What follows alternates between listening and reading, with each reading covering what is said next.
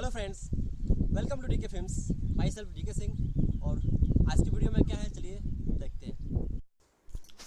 Friends, मैं इस video में बताऊंगा कि आईपीएस आईएएस बनने के लिए कौन से एग्ज़ाम देनी पड़ती है और उस एग्ज़ाम की जो एग्ज़ाम पैटर्न से उसके सिलेबस है वो मैं बताऊंगा इस वीडियो में। तो अगर आप आईएएस आईपीएस ऑफिसर या अदर ऑफिसर बनना चाहते हैं तो आपको यूपीएससी की एग्ज़ाम देनी पड़ती है। आपको यूपीएससी एग्ज़ाम दोगे तो आप आईएएस आईपीएस बन सकते हो अगर उसमें पास हो जाते हो तो सबसे पहला जो बात है वो मैं बता दूं आपको कि यूपीएससी का जो एग्ज़ाम है वो 3 लेवल पर होता है। पहला होता है प्रीलिम्स एग्ज़ाम, मैंने प्रिलिमिनरी एग्ज़ाम। दूसरा होता है जो मेन एग्ज़ाम होता है, और जो तीसरा होता है वो इंटरव्यू होता है। अगर आपने पहला क्रैक कर लिया, दूसरा भी क्रैक लिया, तो तीसरा आप इंटरव्यू में जाएंगे, और इंटरव्यू भी आपने अच्छे से पास कर लिया है तो आपका जो मेंस एग्ज़ाम होगा, मेन एग्ज़ाम होगा, और दूसरा जो इंटरव्यू एग्ज़ाम होगा, उन दोनों का मार्क्स का टोटल करके आपका सिलेक्शन, फाइनल सिलेक्शन होगा। और याद रखिए कि आपका प्रीलिमिनरी का एग्ज़ाम का मार्क्स आपको ऐड नहीं किया जाएगा। तो इस वीडियो में आपको इतना बताने जा रहा हूँ अभी नेक्स्ट में जो कि यूपीएससी के प्रीलिमिनरी एग्ज़ाम का सिलेबस क्या है। तो यहाँ पर देख लीजिए, प्रीलिमिनरी एग्ज़ाम जो होता है 400 मार्क्स का होता है, 400 मार्क्स का होता है। और जो इसके जो इसमें 2 पेपर होते हैं, ठीक है। द प्रीलिम्स कंसिस्ट 2 पेपर्स, यहाँ पर आप जैसे देख सकते हो। और एक पेपर होता है 200 नंबर का, और 2 पेपर यानी 400 मार्क्स का होता है। और मल्टीपल चॉइस क्वेश्चन होते हैं, यानी कि 4 ऑप्शन दिए होंगे, उसमें से आपको टिक करना होता है। और जो एग्ज़ाम का जो पेपर आएगा 2 लैंग्वेज में आएगी। पहला होगा इंग्लिश और दूसरा होगा हिंदी। ये 2 लैंग्वेज में आएगी। बट जो इंग्लिश का जो सेक्शन होगा, जो इंग्लिश का क्वेश्चन होंगे वो इंग्लिश में आएंगे, ऑफकोर्स होते हिंदी में नहीं हो सकते हैं। और जो ब्लाइंड कैंडिडेट होंगे, जो थोड़ा आँख से तो उनको प्रॉब्लम है, उनको 20 मिनट्स एक्स्ट्रा दिया जाएगा हर पेपर में। तो यहाँ पे अब हम बात करेंगे पेपर 1। जो प्रीलिम एग्ज़ाम है, जो प्रीलिमिनरी एग्ज़ाम है, उसमें पेपर 1 है, उसमें 200 मार्क्स का होगा एग्ज़ाम, और जो ड्यूरेशन होगा 2 आवर्स का होगा, ठीक है। और जो सिलेबस है उसमें current events of nation and international effect importance.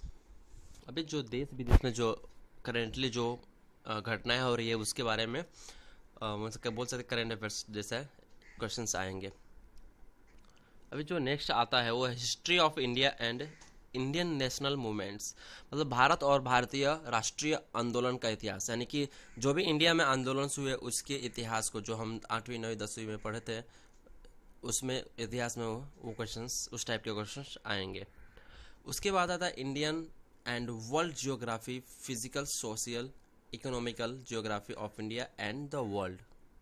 इसमें आपको इंडिया के भूगोल और वर्ल्ड के भूगोल और इकोनॉमिक जो आर्थिक भूगोल है उसके रिलेटेड क्वेश्चंस आएंगे।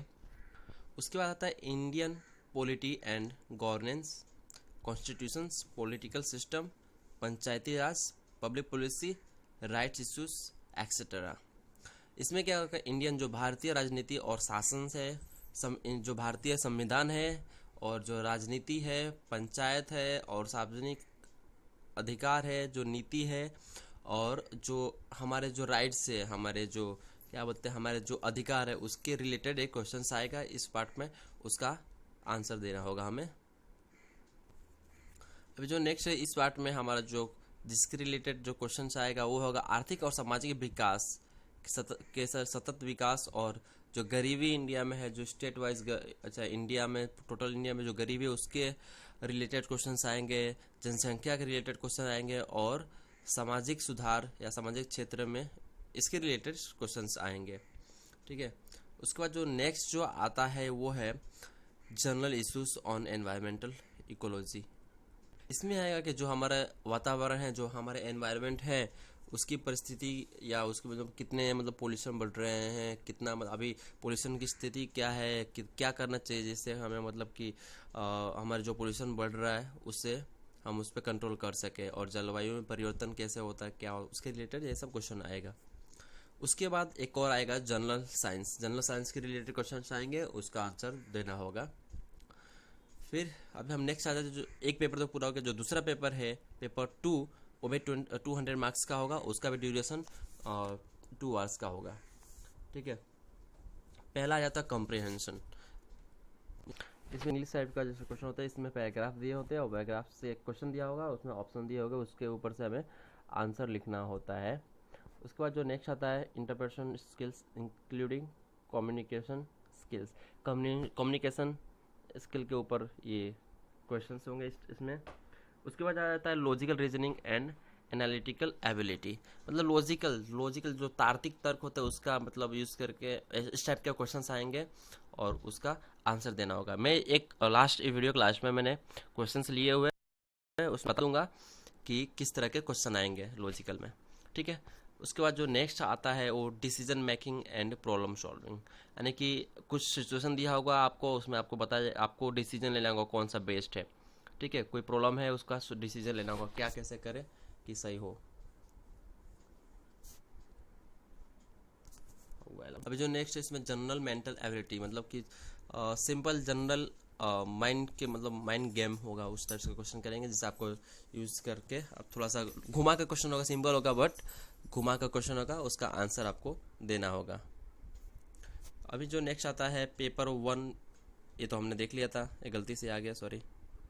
ये बेसिक न्यूमेरिसी और सब है। इसमें क्या होता है कि आपको मतलब कुछ नंबर्स दिए होंगे, उसके ऊपर से क्वेश्चंस होंगे, उसमें से आपको आंसर देना होगा, चार्ट होगा, टेबल होगा, ये सब होगा, उसके ऊपर से आपको क्वेश्चन दिए होंगे और आंसर दिया होगा। जो हम 10th क्लास में जो हम पढ़े हैं वही सब रहेगा, उसके अलावा नहीं रहेगा। तो 10th में जो बुक थी उसको रेफ़र कर लीजिए, ऐसे बहुत सारे बुक्स है जो आप उसे रेफ़र कर सकते हैं।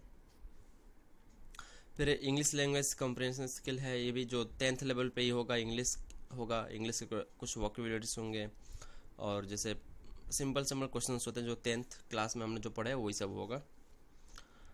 उसके बाद मैं आपको एक चीज़ बता दूं कि जो इंग्लिश है वो 10th लेवल पे होगा और जो क्वेश्चंस होंगे, जो इस वीडियो के स्टार्टिंग में मैंने आपको बताया था, जो पैराग्राफ्स होंगे, जो क्वेश्चंस होंगे हिंदी में नहीं होगा, इंग्लिश है तो इंग्लिश में ही रहेंगे, इंग्लिश लैंग्वेज में लिखा होगा और उसका हिंदी का ट्रांसलेशन कुछ नहीं होगा। जैसे एक टॉपिक था हमारा कॉम्प्रिहेंशन में क्या है, इस तरह के एक पैराग्राफ दिया रहेगा और इस पैराग्राफ के ऊपर से पूरा पैराग्राफ को पढ़ना है और जो उसके आगे क्वेश्चंस दिए होंगे, क्वेश्चंस पढ़ के क्वेश्चन दिए होंगे और क्वेश्चंस का ऑप्शन भी दिया होगा और आपको पैराग्राफ समझकर आपको इसका आंसर देना होता है। तो यहाँ पर देखिए जैसे कि क्वेश्चन हो गया ये और इसके ऊपर से इन्होंने इसका ऑप्शन दिया ए बी सी ऐसा करके उन्होंने ऑप्शन दिया हुआ है डी तक, ठीक है। और आपको चूज़ करना है कौन सा बेस्ट है। ऐसा ही जो एक न्यूमेरिकल एक इस टाइप का क्वेश्चन आता है कि एक क्वेश्चन दिया होगा यहाँ पे, लुक एट दिस सीरीज 7 10 8 11 9 12, उसके बाद ब्लैंक रहेगा, what number should be come next, यानी कि इसके यहाँ पे कौन सा नंबर आएगा इस चारों ऑप्शन में से, ठीक है। ऐसा क्वेश्चन होगा तो इसमें जो आंसर है बी। क्यों है? बी है जो 10 है, क्यों है? क्योंकि आज यहाँ पे देख लीजिए कि मैंने यहाँ पे डाला है कि इसका एक्सप्लेनेशन भी डाला है, क्योंकि यहाँ पे देख लीजिए क्या है, this is simple alternative addition and subtraction series in the first pattern 3 is added and the second 2 is subtracted.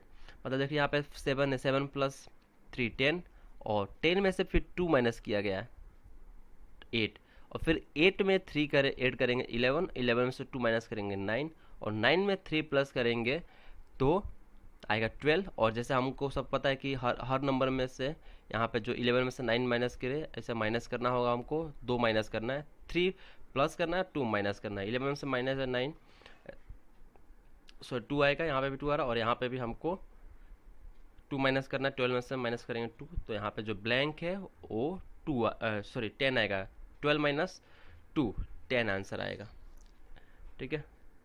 तो यहाँ पे जो नेक्स्ट है यहाँ पे लिखा है कि look at the series F2 blank D8 C16 B32 what should number be fill in the blank. यहाँ पे कौन सा नंबर आएगा इस 4 नंबरों में से, ऐसा बता रहा है। तो जो करेक्ट आंसर है वो सी है, सी आंसर है वो E4 है। और इसका एक्सप्लेनेशन मैंने दिया हुआ यहाँ पे कि the letter decrease by 1 the number are multiply by 2। मतलब कि यहाँ से हम देखें तो बी लेटर है वो डिक्रीज बाई 1, मतलब एक पीछे हो रहा है। जैसे बी एफ है यहाँ पे, ठीक है।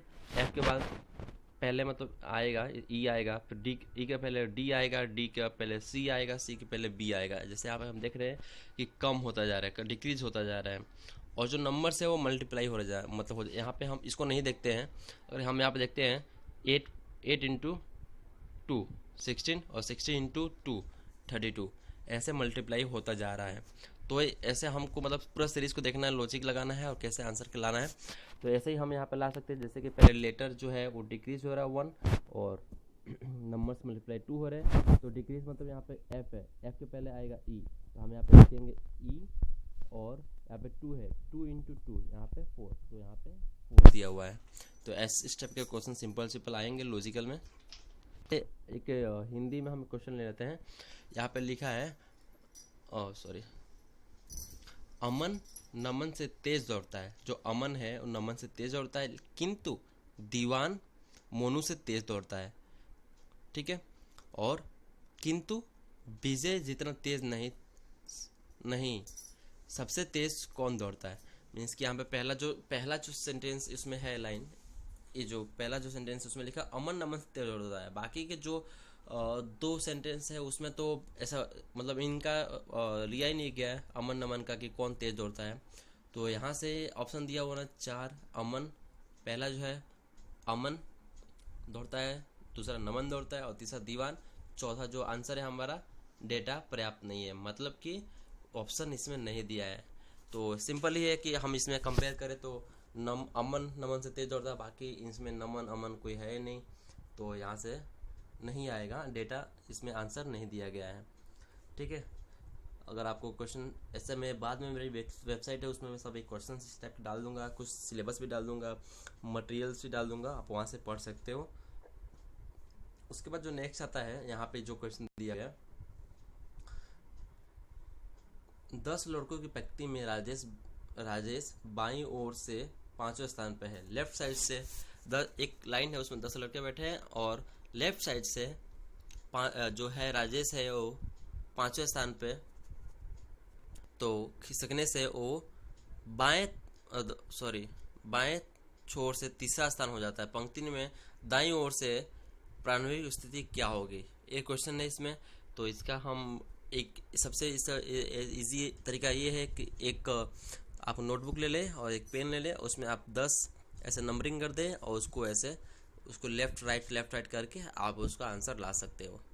इस तरह के क्वेश्चन भी आते हैं और इसका आंसर होगा 8, ठीक है। और इस टाइप के क्वेश्चन भी आते हैं कि यहाँ पे आपको खाली दिया होगा कि जनवरी है फिर नवंबर है, तो अगर जनवरी में नवंबर ऐसा मतलब दिया होता है, तो आपको अगर रविवार दिया हो तो क्या आएगा। तो कैसा करना है आपको, सिंपल है, कुछ नहीं, जनवरी है, ठीक है, तो जनवरी में मतलब कि जनवरी के बाद आता है जनवरी, फरवरी, मार्च, अप्रैल, मई, जून, जुलाई, अगस्त, सितंबर, अक्टूबर, नवंबर आता है, बराबर। यानी बहुत इसमें डिस्टेंस है। हम क्या करते हैं, जनवरी है, जनवरी से हम पीछे काउंट करते हैं, आगे जनवरी फरवरी नहीं, जनवरी से हम काउंट करते हैं, दिसंबर आ जाते हैं और फिर नवंबर आ जाते हैं। ये 2 बैक हम जा रहे हैं तो हमें नवंबर आता है, ठीक है। तो ऐसे ही हम जैसे रविवार दिया है तो इसमें हम 2 बैक जाते हैं, जैसे नवंबर में हम जनवरी से हम 2 बैक गए तो नवंबर आया, तो यानी कि दिसंबर नवंबर, ठीक है। अब रविवार से 2 बैक हम जाते हैं तो रविवार के बाद शनिवार फिर शुक्रवार, तो ये आंसर है। उसके जितने नंबर पीछे जाता है उसमें भी इसमें भी उतना आंसर पीछे जाना चाहिए, तो हमारा आएगा शनिवार और शुक्रवार, तो हमारा आंसर जो होगा वो शुक्रवार होगा। तो बस आज की वीडियो में इतना ही है। तो फ्रेंड्स, अगर आपका कुछ भी डाउट है तो नीचे कमेंट करके मुझे पूछ लीजिए, और कुछ और जानना चाहते हैं तो आप नीचे कमेंट जरूर करिए और चैनल सब्सक्राइब करिए और अपने फ्रेंड्स के साथ में शेयर करिए, जिससे वो भी इन सब चीज़ों को जान सके अगर वो नहीं जानते हैं तो। बस आज की वीडियो में इतना ही। आई होप ये वीडियो जरूर आपको अच्छा लगा हो, तो प्लीज़ एक ज़रूर लाइक करिए, कुछ कन्फ्यूजन है नीचे कमेंट करिए और मेरे चैनल को सब्सक्राइब करना ना भूलें। Thanks for watching, bye bye.